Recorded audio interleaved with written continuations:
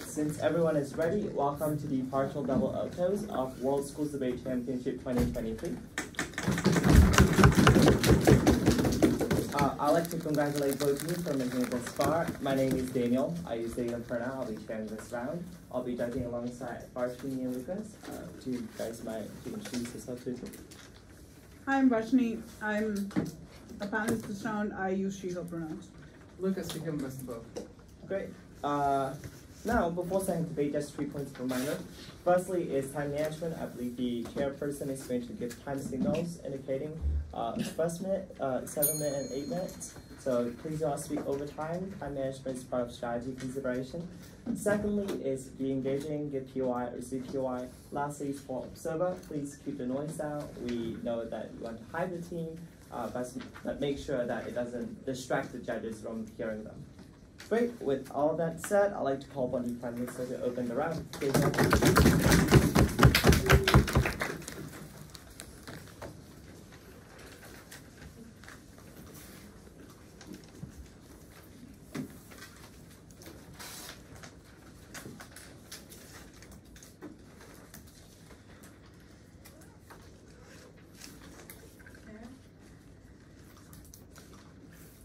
Trends are the place for TikTok dances, fidget spinners, or miniskirts, not for long-term health decisions. Veganism should not only be taken lightly or impulsively, which is exactly why the trendy depiction does. In my speech, first of all, to the framing and what is our counterfactual, and then 2 arguments. First, about accessibility of veganism, which will be shown on 3 levels, and then about why veganism promoted through social media is harmful. But first of all, what we see as the main trend and what is the main push then. So we believe that these trends are mostly prevalent on social media through short videos which are created by influencers, not experts.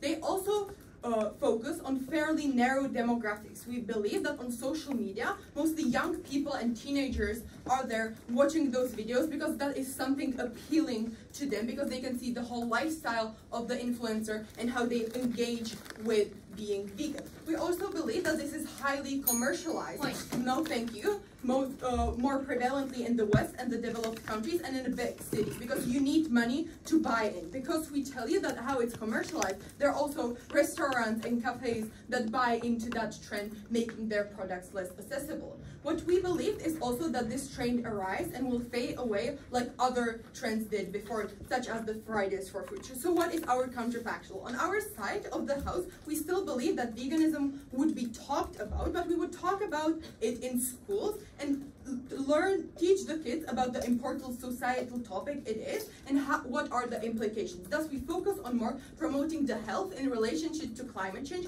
rather than enforcing this trend through social media. Furthermore, we believe that it will be taught in schools only on our side of the house, because on oppositions, teachers are excluded from this trend because only young people are mostly present on those social media. And this trend is also divisive. No, thank you, because older people, or like the teachers, are not included, thus they are against this trend. So first of all, about the accessibility of veganism. That will be shown on 3 levels. First of all, we tell you that it's more short-termist when it's a trend. We say that you're likely to make an impulsive decision when you see your influencer becoming vegan and showing you all those vegan alternatives. That means that you will try it for a few weeks, but when you don't know what to eat next, when you don't know what recipes to cook, when you don't know what supplements you need, you are likely to quit. But what that means if you quit after those few weeks, it means that you will have repulse to it because you just don't know, it did not work out for you, and you don't want to ever try it again because it was probably a horrible experience for you. Thus, you're less likely to do it in the long run, which is a prerequisite for any impact on the side of opposition. What happens on our side of the house is that you can eat less meat. No, thank you, because it was explained at school why this is important, and you learn this from early childhood. What are the implications of that? Thus, it's more sustainable. Second of all, we tell you that there's incentive to commercialize, thus to exclude poor people. This is on 3 levels. First of all, the influencers. They often have sponsorships with companies that produce expensive products, because if you have sponsorship with a more fancy company, that means that they can pay you more for doing that kind of promotion of that product, thus it's better for you as the influencer. And second of all, we believe that you have the personal incentive to show a rich lifestyle, because you're more likely then to promote those fancy alternatives, because the people are more likely to buy into that, because you show the whole aesthetic of that. And that is exactly why the people chose you, why they follow you, because you don't show them, no thank you, that you eat an apple a day, but you show them that you went into that fancy restaurant and you had like this amazing smoothie which was really colorful. That's the people more likely to buy in, which is the second point here about the cafes and the food places, which have the incentive now to have the exclusive clientele. Because now there's a huge demand, thus they know they can make money out of selling those products, thus they can also afford to market them and have them more pricier than what happens on our side of the house, because when you have influx of demand, you can then change the prices. And the third point, no thank you, is about the supermarkets. Because now when you put a vegan sticker on your product, more people are likely to buy it, because first of all, as we explained previously, they are really unsure of what they should buy. So when you verify that this is vegan with some kind of sticker or with saying it's vegan, you know that the people will buy it because they don't know what else they should buy. And you can also mark it up and thus make more profit on it because it's trendy. Third mechanism to this argument is that it leaves out a huge demographic, because like people see it on social media and they think that enough has been done. Because it's prevalent in the society and there's the big presence of it, they don't think it's for them, because they see all the fancy consequences and how you would need to buy into the extent that it will make you bankrupt. So what is the implications of this is that there will be less veganism because it's less accessible. If less people stay long run with veganism, and the poor people don't have access, which means that they rather start socializing about the idea of not being vegan, which leads to a social divide, which prevents agreement in future on veganism in the long run. This means that when there are policies created, or there is try to push through these policies, there will be huge backlash from the people that don't buy in and feel excluded by what is happening on the side of opposition. Now, to the second argument about veganism being promoted through social media being harmful, before that I can take that. If trends, as your side characterizes, are so fleeting, why wouldn't corporations have the incentive to hold on to customers and keep them in their consumer base, i.e. by making veganism accessible? We believe that the trend will eventually fade away. Now there's the high demand for those products. Now I can mark them out. Now I can make the money. It's uncertain how long-term this trend will be, so they want to make as most as they can in the present moment. So now to the second argument. We tell you that because it's the short videos with no experts, and with the influencer showing them your whole lifestyle, thus you have like an emotional connection to them, you are likely to just listen to that videos you see on the internet and do no other research, look at no other sources, because you're less likely to know the risks, and the influencers don't tell you that there are any risks. They probably don't know about them either because they're not expert in the field. So what does this mean? We tell you that being vegan without knowing any background information about it is very risky, especially for teenagers and young people, which is the demographics targeted the most. We tell you that even when you eat animal products, most of the people on the planet are malnourished or have an unhealthy diet because there's not enough focus on what we should be eating. On their side of the house, this is only going to worsen because you're not going to eat all those animal products, most prevalently, for example, meat, which means that you will probably not have enough protein because you will have no clue how to supplement that. If that influencer shows you that they're eating smoothie bowls like 3 times a day, you won't get enough protein for that. There are also other things that you will be lacking, such as the vitamin E, which is essential for your blood cell growth, such as iron deficiency, B12 deficiency. So what are the implications of missing on that animal part? We tell you that in the short run, your well-being will be damaged because you will feel more tired, as you're also more likely to quit. And in the long run, it has huge implications because the vitamin and mineral deficiency are hard to tackle and persist for a long time. Thus, you damage your growth in that essential age. For all those reasons, so proud to I thank that speaker for the fine speech. Now I'd like to call upon the leader of opposition. Here.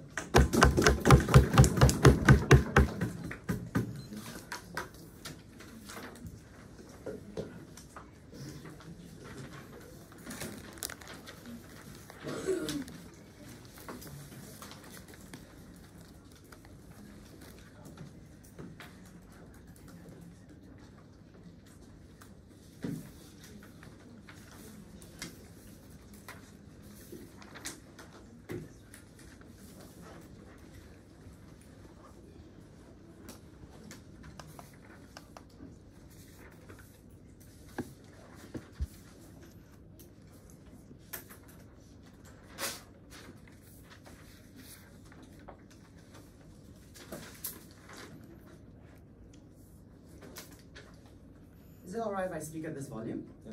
Great.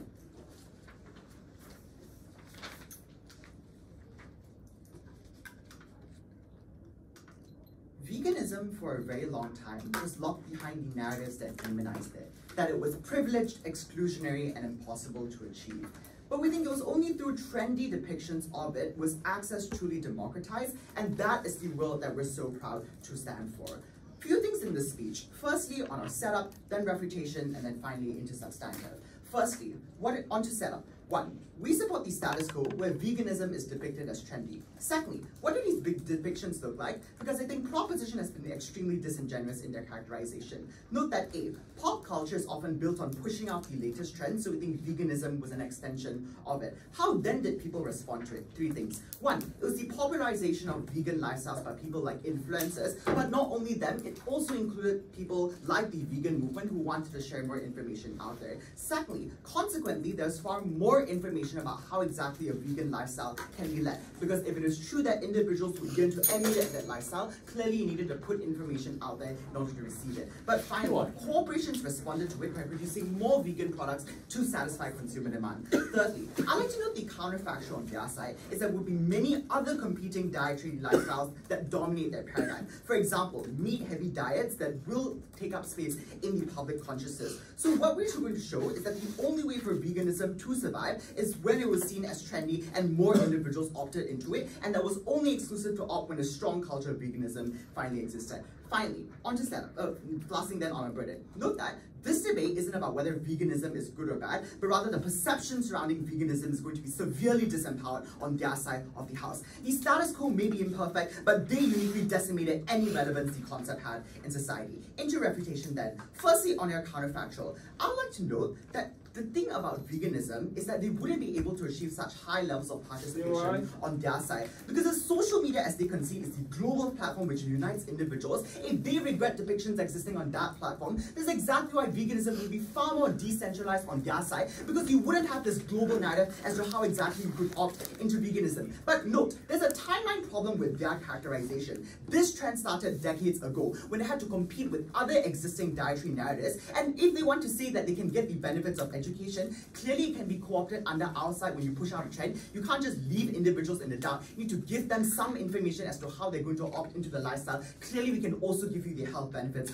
of a vegan lifestyle. But into further refutation, firstly, on their argument about accessibility, they say that commercialization is going to lock out access. But I think this just is counterintuitive. Note that a trend can only be trendy if many people are opting into it. And clearly, if they are going to argue that a very small subset of society was opting into this trend to begin with, how exactly are they going to claim the scale of harm is immensely large on their side? But proposition also needs a bit of realism in this debate, right? Vegan food just isn't the kale salads that exist in the West. It can also be Indian food sold at the local Saravana Bhavan in Malaysia. But on their side, there isn't actually much vegan food to begin with, because if there's no trend and there's no guaranteed consumer base, companies won't have the profit incentive to even enter into the market to begin with when not many people are going to buy their products. The final thing they say is that I think less veganism is just bizarre. The status quo is one where the vegan community is booming and social awareness is at an all-time high. They actually need to deal with the status quo, not some imaginary world they thought we'd run. Second argument is how they say that,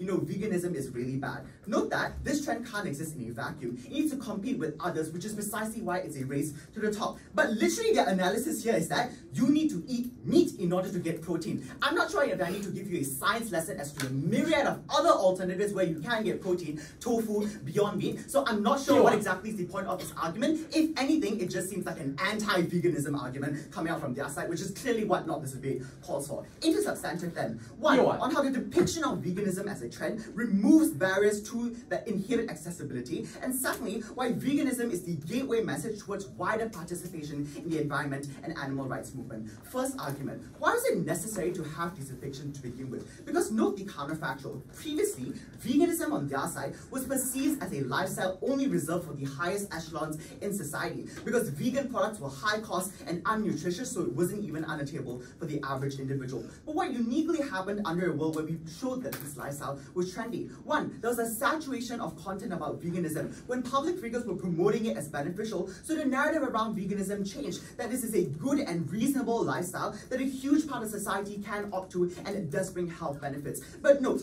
independent of these depictions being trendy, there wouldn't be a trend towards veganism that existed at all on their side, because the perception of veganism was that it was a dangerous deviation from norms, that if you didn't eat meat you would suffer, which is why nobody should go vegan on their side. It was harmful and no one should opt into it, which is precisely why they can't claim the benefits of more people opting into veganism, because they don't even mechanize how they get the size of the community that we uniquely enjoy in the status quo. Secondly, why does the depiction as trendy actually generate more information? Note that individuals are constantly attempting to manufacture trends, but the only way you can make it successful is when you give information to individuals to allow them to opt in. What does this look like? One, social media platforms where there are dedicated pages to veganism. Two, messaging platforms where we form communities surrounding veganism to unite and actually encourage more individuals to opt into it. But the information that may exist on the side of proposition is hidden, because if it's not trendy, there's no incentive to platform it in public spaces, which is why individuals will be left in the dark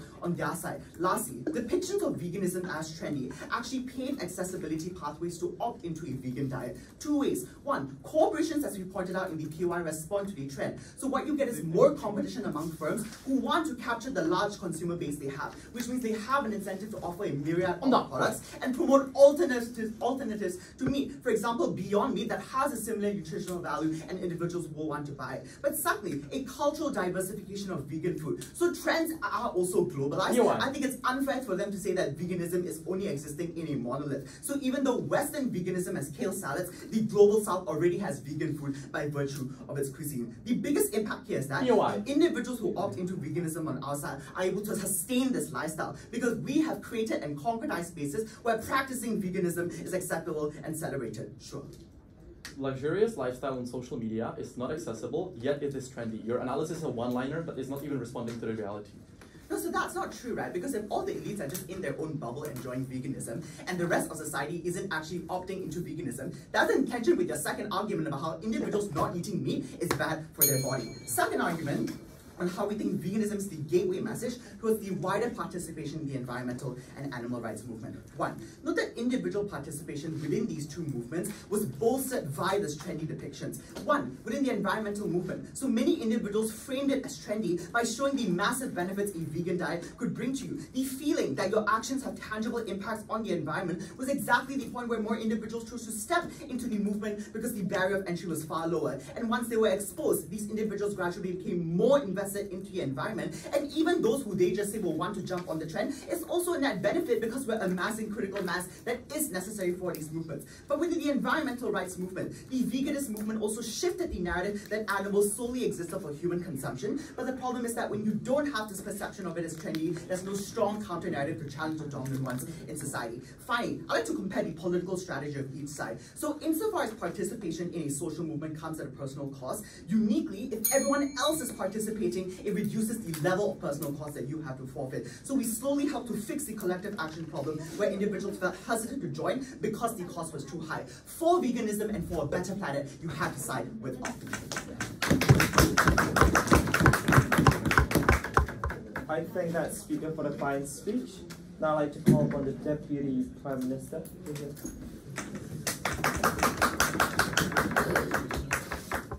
Excuse me, may I take photos of everyone in this room?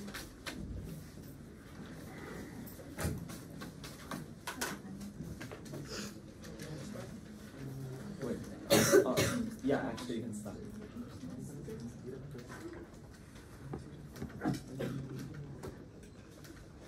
With veganism as a trend, you basically create only a bunch of misinformation, only elitism, and only culture wars. Therefore, we oppose the trend of veganism on our side of the house. In my speech, I will firstly talk some more about framing our stances. Then I will talk about the accessibility. Then about backlash, and finally, I will also talk about the health care implications of this. So, firstly, what was our framing? Our framing was quite simple. What would actually look like the world where simply there would be no trend? We believe that probably there would be still people who would care about veganism. veganism, because many people still care about animal rights, about climate change. There will be probably like many NGOs or organizations who would probably try to, you know, like promote veganism in different ways. For example, through schools, that they would, for example, try to actually persuade, for example, teachers, or to make, for example, curriculum about why veganism or in general like environment is important. Or for example, try to like go to the or for example, try to, for example, have some like campaigns and analysis on how actually, for example, we should be less cruel to animals. Why we believe that this would be actually quite likely is simply because, hey, many people, for most people, simply like animal rights are not that like big issues, which not that big issues, and for thank you, and for many lawmakers also they are not that big issues, which means that simply for these like lawmakers and also these people who, for example, be designing curriculum, there would be simply no backlash on our side of the house, no backlash on our side of the house, so they could be like easily persuaded by these NGOs and all this kind of stuff. How they do changes. Basically, as I will explain for you in my speech, suddenly like veganism becomes a trend.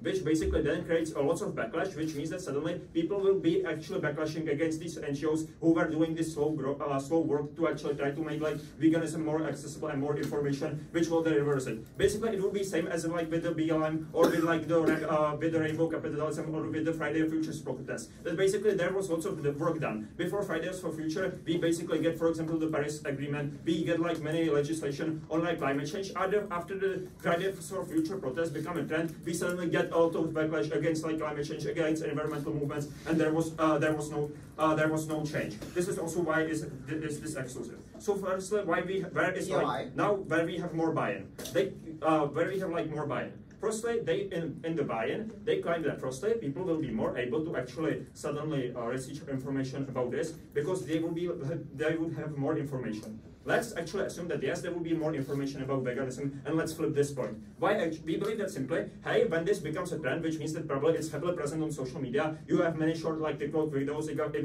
veganism. Simply, you as a person who wants to try out veganism, you are flooded with information about like veganisms. There are so many of them, but probably many of them are like contradicting themselves. So you are probably more confused and more harder for you to actually orientate it, which means that ultimately you, for example, might actually get up, search, and just like settle with the advices that are most understandable to you. These are probably not advices from like experts, but from like people, probably from just like some like influencers who made like 20 seconds like short video, which means that these advices are quite likely to be bad. Second reactions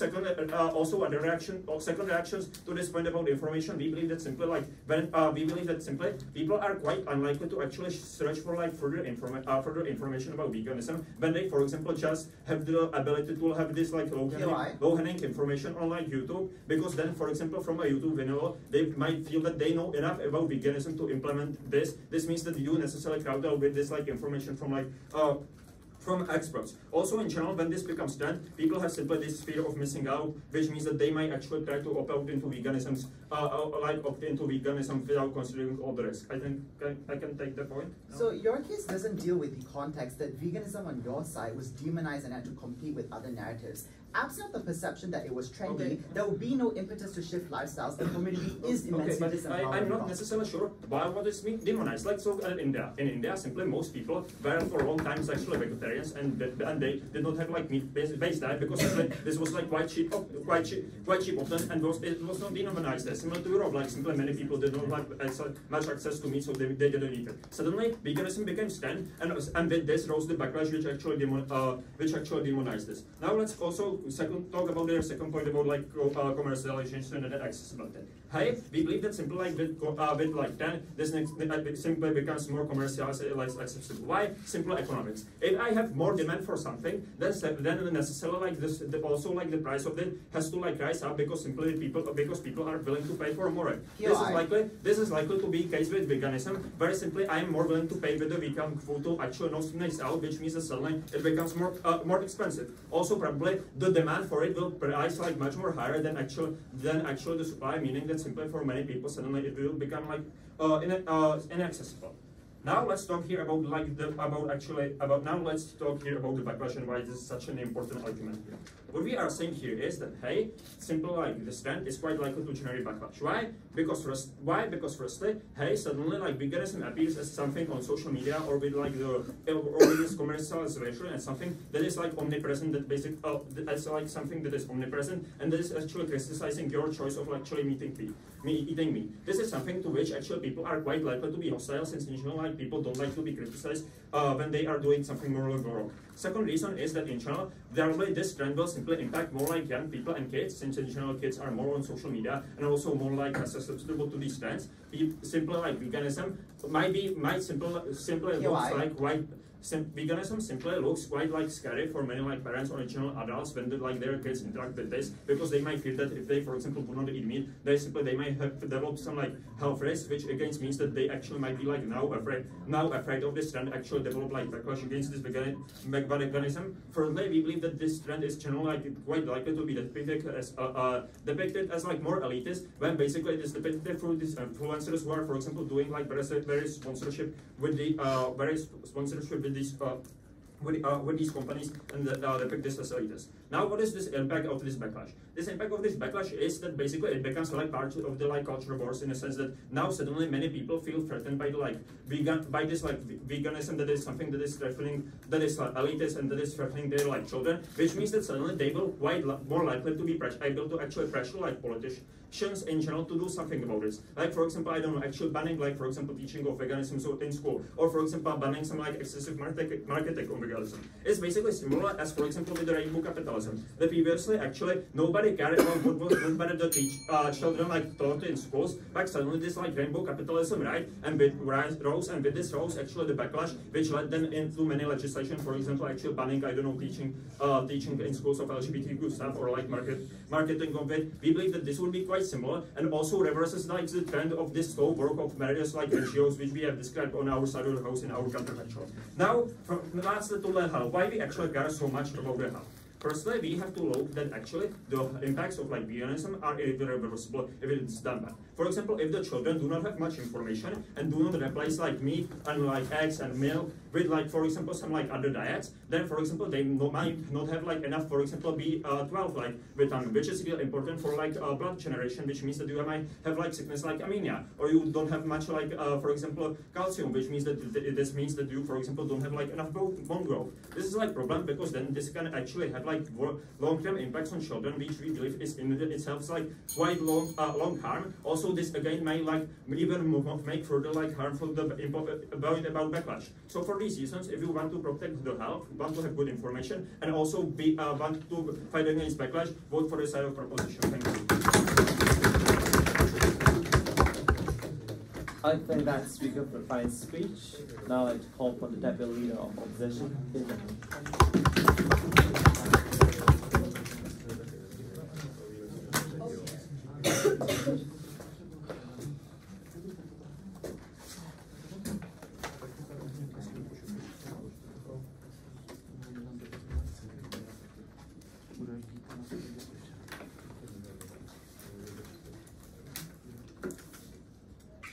Only one characterization can be true. Either people will demonize the elitism of veganism and thus hold it accountable through politicians, or society on our side will be blindly duped into spending their life savings on fraudulent vegan smoothies. I think opposition is the only side of this debate that has a realistic depiction of what individuals when under the influence of this narrative will react, and that is why we think we win this debate. 2 issues and a third substantive in this speech, but before that, 2 responses to the mechanism and clarifications of the proposition case.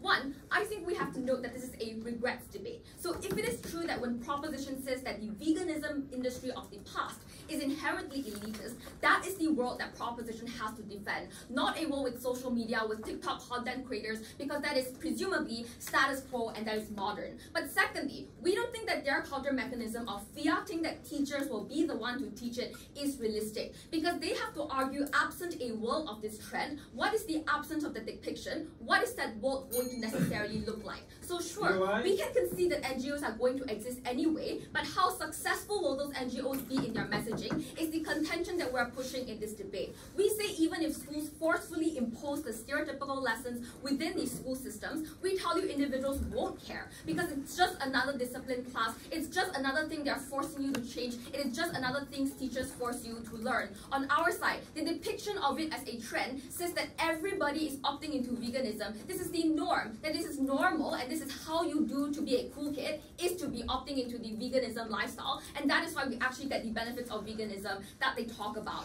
Two issues then in this speech. Firstly, on the accessibility of veganism as a lifestyle. The greatest push from proposition is that commercialization through the trend led to the enshrinement of a privileged lifestyle. The analysis here is quite shallow, and I will respond in two ways. One, they say fancy restaurants will have more money to pay influencers for marketing. I think that is empirically untrue. Fancy restaurants just appeal to the upper echelons of society. Frozen food creators appeal to average middle-class individuals, but the massive food industry still has billions of dollars to pour into marketing for the middle-class individuals. The marketing budget for the industry exists symmetrically. It's just about which demographic that they target, which means if I'm able to prove that the demographics that they target uniquely shift towards the middle-class individuals, we are able to co-opt accessibility. Secondly, the other analysis proposition pushes is that an elite lifestyle can be trendy. It doesn't mean why it is accessible. But I think this doesn't respond to our case about why the lifestyle of veganism is depicted as trendy in the first place. So luxury is trendy because it is inherently inaccessible, it is inherently decadent. But the trend of a vegan lifestyle is built upon individual participation in an ethical and moral grounds. It is that individuals need to be able to participate, which means it is about you being able to make the decisions and make those actions, which means we empower companies to empower individuals to take those actions in the first place. What this means is that given that we have proven that the depiction of this trend in fact democratizes that lifestyle, what then is the realistic response of corporations in this paradigm under our side of the house? Two things. One, it is about expanding the larger consumer base. So when proposition talks about trends being utterly fleeting, and if we are to accept that characterization, we think that corporations have the incentive to hold on to the consumer base for as long as humanly possible. It means making good vegan products. It means, for instance, making it cheaper so more people can try the vegan products because they need to compete against the stigma and the status quo that says you can only have a meat-based diet in order to be healthy. Given that that is the kind of stigmas that the companies have to overcome, they do have the incentive to make it accessible, to market the nutritional value, to make it cheaper, to expand the broader consumer base, because that is how they get more money. But secondly, on different market bases, insofar as social media itself exists as a fully democratized system, that millions of individuals are on social media, this is where accessibility happens even more. Insofar as the wealth that influencers get from marketing doesn't come from specific instances of buying, but rather how many people can the audience reach, how many people are now clicking into the link. It is contingent on you being able to reach, therefore, more individuals. More individuals means it is more accessible for more people, but even then, we think that the rise in the demand itself creates the kind of competition that drives down prices. Now, 20 different companies are trying to opt into the vegan industry because it is a trend, so they aren't all going to price hike because then no one is going to get money because they can just default back to buying meat. The long-term enshrinement of veganism as part of an individual's lifestyle then must first begin with the stepping stone of it being a trend. We must provide information first, i.e. through this trend, and that is how people choose to opt into it. All of their analysis of Fridays for Future of BLM, not only is it not mechanized, but it's non-comparative. I'm going to take them at their best with two responses. One, all of their arguments on backlash are not built on trend setting, but rather on popularization. So when something becomes popular, they say people will start to have backlash against it, which means that if they want to have Fridays for Future exist either side, they would still have the backlash anyway. But secondly, we think that the trend is the only thing that is able to overcome that backlash. So backlash comes from you making people make individual choices that comes at the cost of the convenience of themselves. But the backlash becomes the backlash disappears when the cost is no longer a cost, but something that individuals are willing to undertake because they want to be a part of this community and lifestyle that is prevalent. But no, if proposition pushes from first that veganism is a good lifestyle that everybody should desire to undertake, then they cannot say that backlash is an issue. Any deviation from the norm necessitates that backlash exists. If they want to put veganism into the school curriculum, I would posit they have a greater amount of backlash if the vegans are now infiltrating the school system and the school syllabus. Before I go on, I will take that point. We have never said that veganism is something everybody should undertake. We just said that this is making it exclusionary. We have never said it's something good, that it's something desirable for everyone.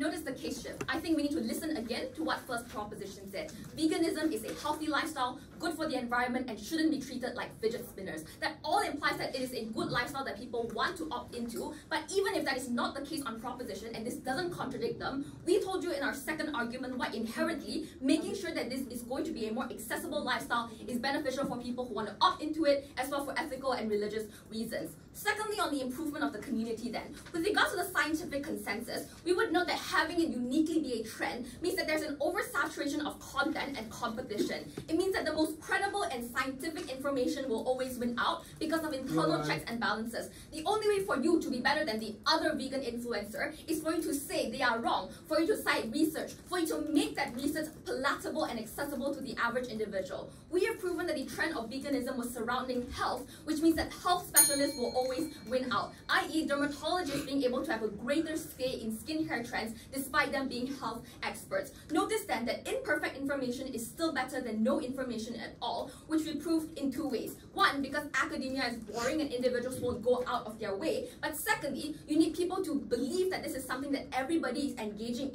in order for them to remember, in order for them to opt into this altogether. Lastly then, this engages in their concept of minorities. We think when the platform is created, that is how we in fact empower the minorities for whom vegan culture overlaps fundamentally with their ethno-religious and cultural beliefs. So for instance, Buddhism or Hinduism, all of them now are given a platform because given that the trend necessitates that there's an oversaturation of media, the way you become uniquely successful is to find your niche. I'm going to make cultural vegan food. I'm going to market and create all of these foods for individuals to reach out upon. This empowers producers within cultural enclaves or companies who used to be entirely niche. We are able to empower them to make food that is accessible for everyone and beneficial for individuals who choose to opt into that beneficial lifestyle. I think that's speaker for the fine speech. Now I'd like to call upon the government. Here.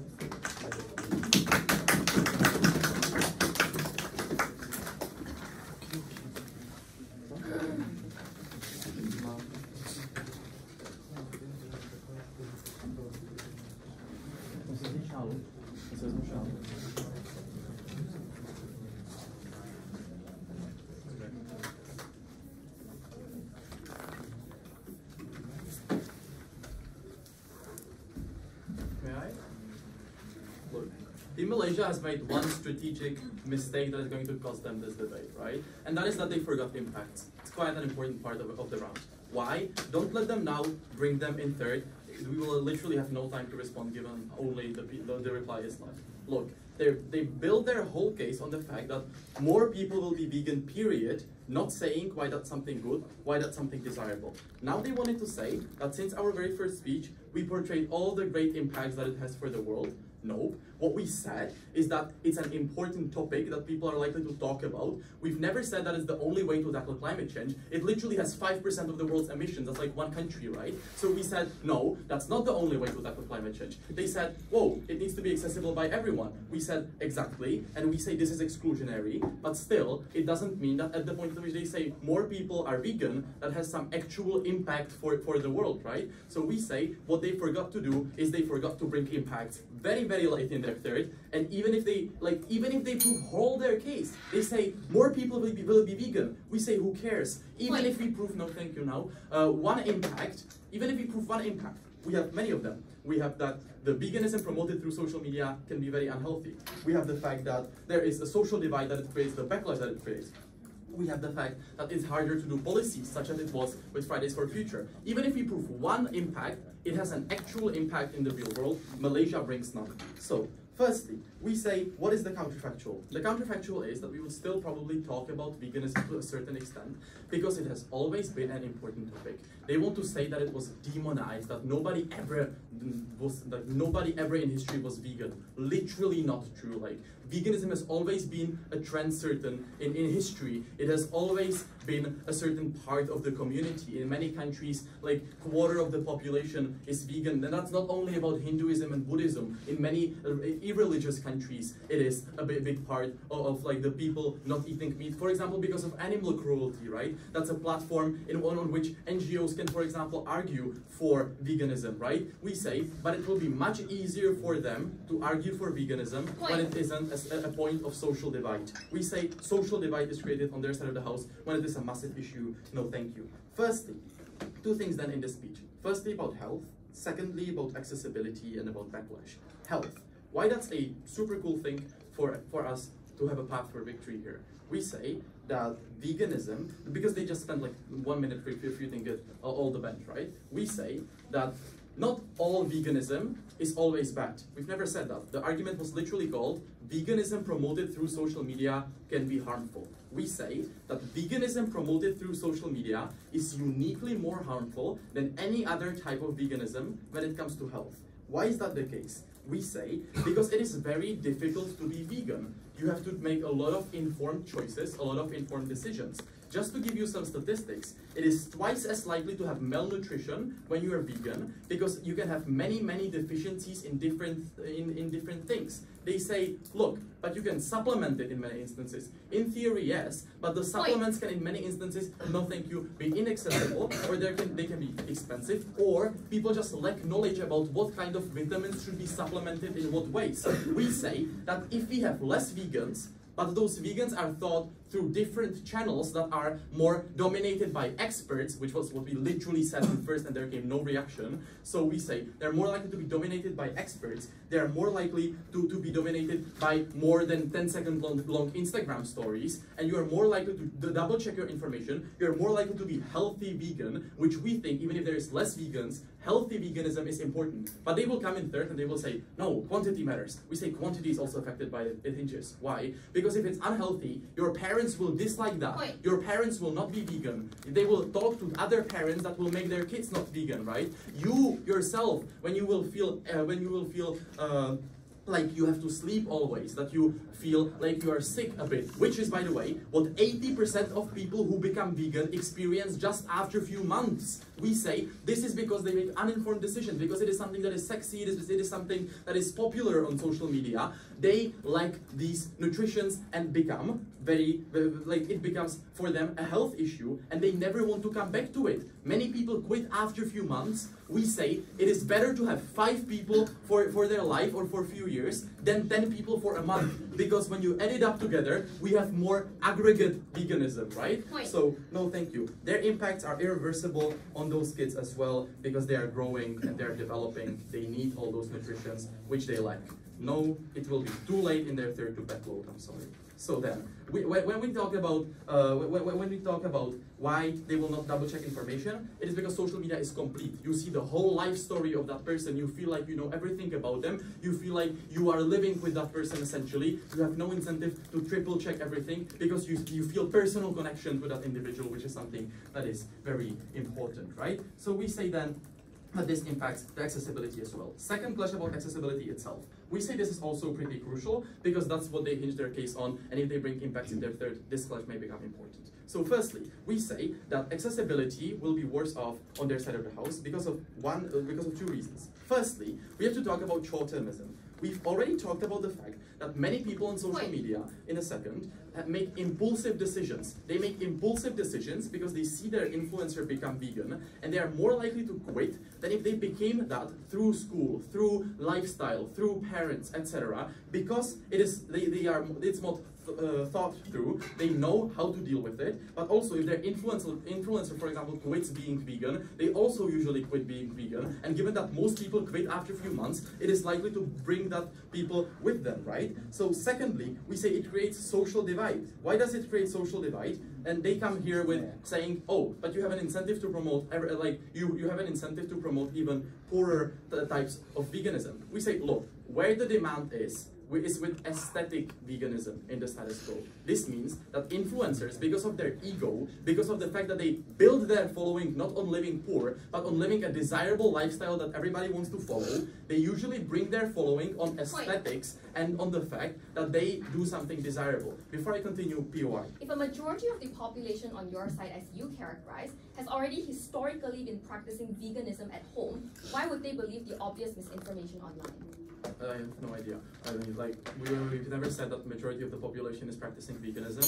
We've never said that, like, they would believe misinformation. I have no idea. So, firstly, about how I would create social divide. So we say, firstly, like, how it creates social divide is pretty much the example of India that we've brought, right? If it's not trendy through social media, oh, I go there, I get organic food, I get vegan food, and like, it's a trend of the upper class, it becomes more of a trend of everybody that is inclusive. In India, it is even the cheaper option. In the West, the vegan cafe is always going to be more expensive than the normal cafe because it is seen as something for young people, it is seen as something for the poor, for the rich, right? And because they can capitalize on this, we say that there is no incentive to capitalize on veganism overall because the demand is only for the aesthetic veganism, the demand is only for the veganism that is actually promoted on social media. And we say this is the type of veganism that is promoted on social media currently. But most importantly, what we bring is that it creates social divide then, that creates backlash for any type of actual policy to get across, exactly because people are opposed to it, because it leaves large demographic out, it focuses on a small demographic, so the large demographic is left out, and it creates a backlash to it, so it cannot be taught in school, and there is always backlash to any type of policy that is about to pass with, for example, veganism. For all those reasons, I'm very proud to propose. I think that's speaker for a fine speech. Now I'd like to call for the opposition with Virginia.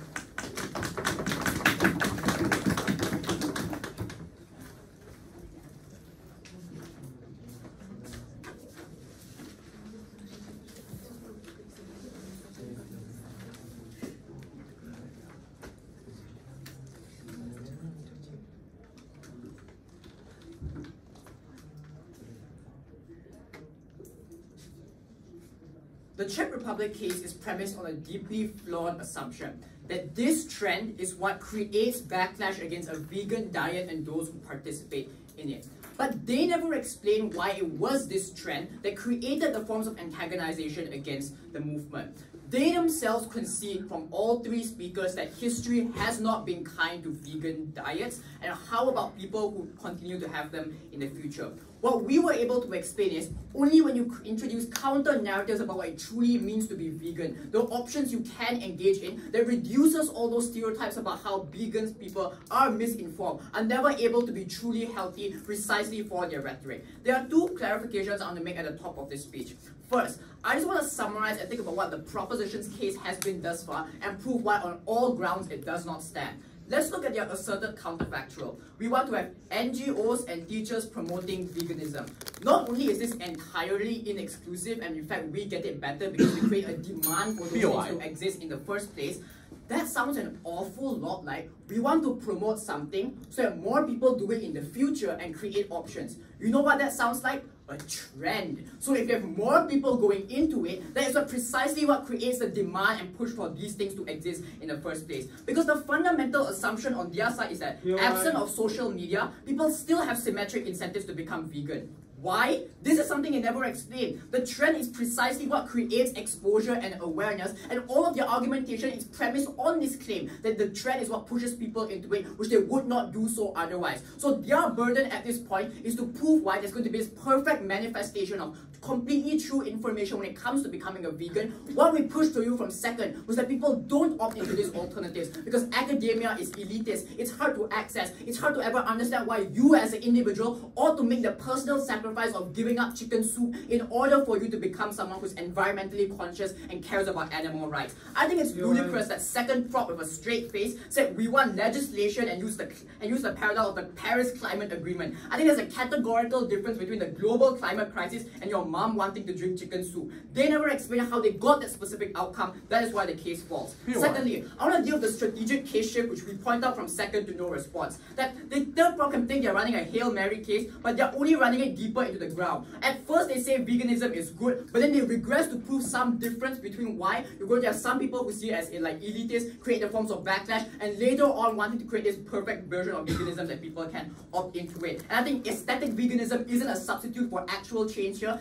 name dropping it won't solve anything. What we were able to claim here was very simple, that if you believe veganism was good, the only way to make it better was to get more people participating in it, creating streams of information that push people towards the truth, which they don't get on their side. And the impact of this observation is huge, because they have yet to prove why veganism will exist in the form that they say it will, rather than what we prove, which will be abandoned and driven further away from society. Two issues in this speech. First on accessibility, and second on long-term structural change. Why not? Okay, you demonize veganism only when you feel threatened because it is all around you and you feel that you, for example, have to simply submit to it. So we point out from second that that's not an argument against the trend. That's an argument against more people becoming vegans. That's an argument to say we don't want black rights, because if you have black rights, people who don't want black rights now see there's more of them and we want to oppose it. It's not nuanced towards why the trend is what creates this form of backlash. First on accessibility, the main thing I want to discuss is whether commercialization leads to exclusion, because prop claims it prices people out and we say it creates access. How do you resolve this deadlock? First, an overwhelming trend is what makes multiple companies create vegan goods, which creates market competition, leading to you wanting to reduce prices and increase choices to capture the market, because they could just revert back to eating meat or they could go to your competitor instead. And I think pricing people out is a bad strategy for you because they will leave. On their side, it's even worse, because only one company will ever want to create vegan products, so their own harm about you being able to hold your consumers captive compounds on their side. You don't have other companies wanting to create these products. Secondly, our argument comes analytically prior to theirs, because it is precisely the depiction of being trendy that makes companies want to create it in the first place. It activates the incentive for higher management directors to say, hey, young people are becoming vegan, for marketing consultants to say, hey, social media users are clicking on our Facebook ads about vegan ice cream. So only when it's framed as viral do you get the push to make it something that people want to make in the first place. That is why you need a trend, and general organic forms of push, even in your best case, don't work. Second, their response to this is to say social media is elitist and creates misinformation. First, as we point out, you need to use some contextual realism here. The trend doesn't mean everyone has to be vegan in the exact same way. You don't have to eat at a luxury Gordon Ramsay type vegan restaurant to participate in the trend. Our third substantive on cultural recognition deals with this very cleanly, which I want to note does not get a response to, which means that on our side, even if you believe the past was veganism being something as elitist, creating things like TikTok and YouTube shorts were able to show how South Asian cultures are able to create vegan food that was never recognized in the past, means you can make it accessible. You can use chia seeds and almonds instead of the form of elite stuff on their side. But the misinformation claim assumes that all people are gullible, but it's precisely you wanting to enter that discourse. It means you want to fact check things, engage in comments, and call other people out. So the worst influencers will probably be weeded out, just as they are weeded out on any form of issue. Let's weigh between the issues in this debate. Maybe assume that the community will be exclusionary, but on their side, they've yet to prove why the community exists at all, which means on our side, we activate all these benefits. So don't let third prop fool you. We had clear and massive impacts. It's too bad they chose not to respond.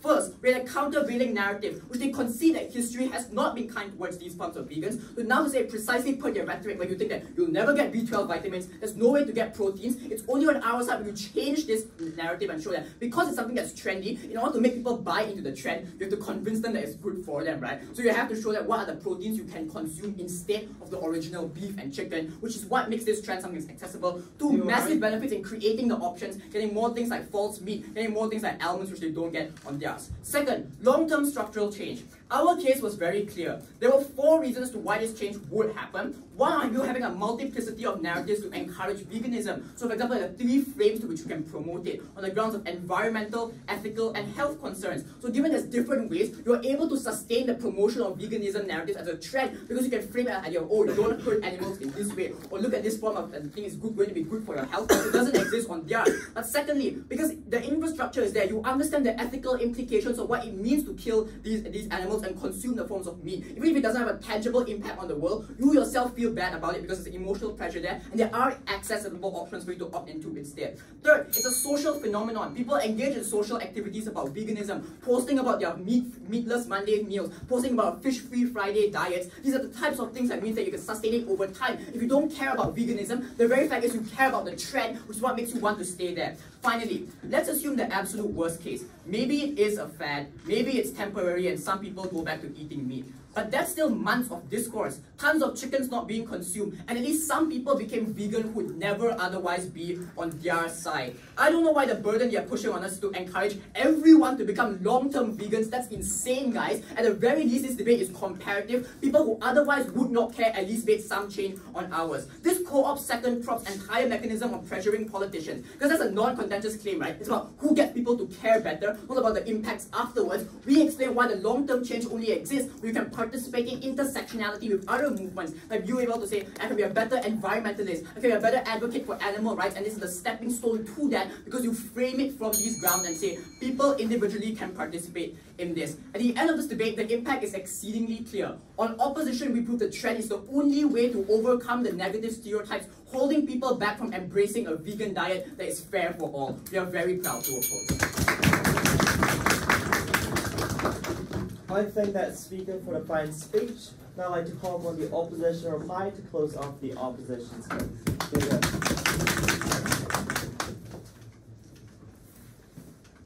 Proposition might claim to have 15, 16, 17 impacts, but they are all built on the single mechanism of veganism on our side being exclusionary and elitist. Insofar as we've rebutted this, and there's no evolution of the analysis from proposition, they have no impacts on their side. 3 strategic points out at the start of the speech before I talk about 2 issues. 1. Proposition tells you that veganism isn't demonized because, I quote, people in Europe are vegan, people in India are vegan, people in secular countries are vegan, and apparently everyone and their mother is vegan. And yet, everybody knows nothing about veganism and will so easily be swindled by the information on our side. We don't think those characterizations can exist. What this means is what is likely to occur is that a minority of individuals engage in veganism in the past, and it is the rise in this trend that allowed accessibility to exist. Secondly, their analysis of backlash is contingent on veganism being all around you, so that just means so everybody has veganism, and clearly it's not exclusionary. But we would posit then that exclusionary happens on your side of the house when there isn't a vegan cafe at all, instead of a vegan cafe just being expensive. But lastly, the ability to co-opt our case is contingent on them wanting veganism to be good. If you want the government to put veganism next to national history and neuroscience, we presume you think it's quite important, and if it is important, then you want it to be accessible, and if we win accessibility, we win this debate. 2 things then. Firstly, on the accessibility of veganism as a lifestyle, and I'm going to point out where third proposition chose to just ignore our impacts from first instead of engaging with them. First, we told you that social media is the primary tool of accessibility, which means when everybody wants to opt into it, corporations will create the incentive for people to do so. The difference is that on proposition, it's not that you have one expensive vegan restaurant, it's that the entire street has no vegan restaurant, so you have to get it imported or whatever. On our side, surely it might start off as expensive, but we say that the trend means that it's going to move towards a world where it's affordable for all individuals. But secondly, the incentives of corporations then expand accessibility on our side of the house. All of their impacts from second of political rioting or whatever disappear because on our side we say that the exclusionary impacts don't exist insofar as the profit-driven incentives of corporations would be to expand their consumer base towards middle-class individuals who can afford it. Being a wealthy company, having billions of dollars, doesn't mean you only sell to billionaires. Every company is a billion-dollar company. You just sell to different subsets of the market. This is unresponded, and third proposition's reassertion of the word elitism does not substitute for analysis. But thirdly, our third substantive provides us an independent pathway to victory. When proposition wants to contend a vote of cultural representation and minorities, notice this was not something we pushed from first, but since proposition wants to debate it, we would argue on our side as well. The representation happens when you make sure that the kind of culture that was historically shut out, seen as niche, seen as uncivilized, now becomes popular, and now minority communities as well get to participate in this trend and get economic empowerment from it. Lastly then, on the improvement of the community in 2 ways. 1, we told you about the expanding of the diversity of products to the expanding of the consumer base. If 100 companies are making the pink vegan smoothie, then you also can't be the 101st. You have to make something else. You have to make other meat substitutes, and that is why we get more people engaging in that, and that means fewer people opt out because they don't have to give up so much. They don't have to give up meat because they can have an identical form of meat that tastes exactly the same, but that happens under opposition, not under proposition. But secondly, on information access, suppose because you are surrounded by all forms of information, we told you what makes you choose this lifestyle over the 10 million other lifestyles you could opt into was the trend, the belief that everybody around you was doing it too, and the way to be a cool person is to opt into the trend. Insofar as this is contingent on this being a healthy trend, you are going to opt into a good option, into scientific consensus. In a world where the information surrounding veganism is oversaturated, the way for you to become credible is to be a scientist, to be better than the rest, and to fact check everybody else who is swindling the populace. On opposition, we said that veganism wasn't an inherent good, but if it was, we achieve accessibility for all individuals. I think that's a good fine speech. That concludes the opposition's case. Now I'd like to call upon the governor reply to close off the entire debate.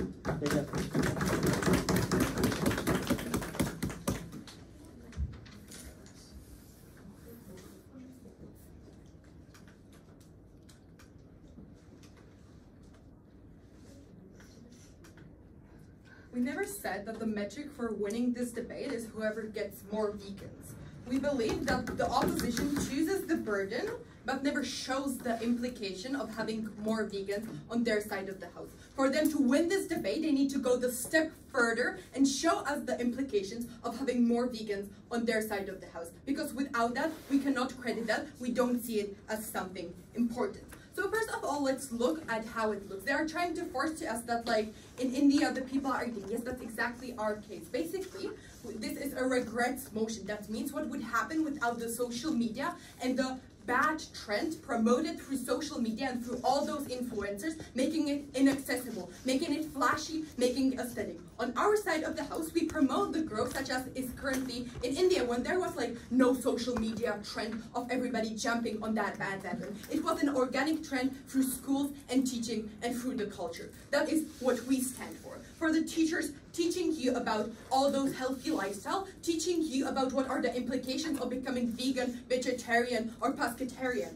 We tell you that on our side of the house, that means that even if you don't choose to be vegan, you have much better resources to compare. So let's look on how this debate developed. So when they come here and tell you that like there's this huge incentive to like make it accessible to everyone, we believe that there's a major flaw in this, because they agree with our characterization on how veganism and the trend as a whole is perceived by the society, but don't engage with that in their rebuttal. We tell you that because of the incentives of the influencers, because of the incentives of the restaurants and of the supermarkets to market it only to the ones who can actually afford it and who want to buy into that trend, because they are the ones who see that trend most prevalently on the social media, they will make it expensive.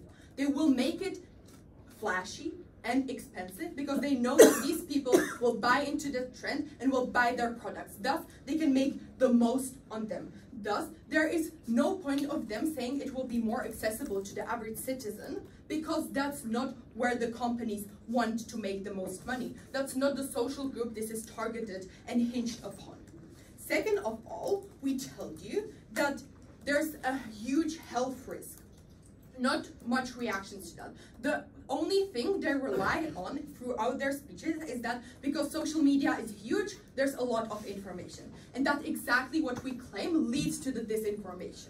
You will find one influencer or two influencers on the social media that you will connect to. You will have some bond with them because you see their whole lifestyle. You see how they go to gym. You see what they do with their friends. You're connected to them. Now they're vegan. They show you what they eat in the day. You have no incentive to go and research like, what supplements should I take? What should I eat if I'm becoming vegan? What are the biggest concerns? You have no incentive because you see that it works out for that influencer. It's the role model for you, thus you will follow what they eat, even though they probably don't know about the negative side and about the negative consequences of being a vegan. You don't have any incentive to fact check what is happening. On our side of the house, when this is more organic and you get that through teaching, there's greater likelihood of you getting all proper information of how to enter that lifestyle. How this manifests itself is that you will have long-term irreversible health disbenefits, meaning that you will have deficiencies of all kinds. And second of all, it means that you will probably like feel that on your well-being, on your health as a whole, that means that you will also end up more quickly. So when they tell you they have more vegans, we tell you that this may be true in the short term, but in the long run, they disincentivize and make the people backlash against that, because they will see veganism as now something that ruined their life for their whole life, because they feel the negative impacts of the vegan diet they tried for a few months. For all those reasons, because we can defend better eating strategies, please vote proposition.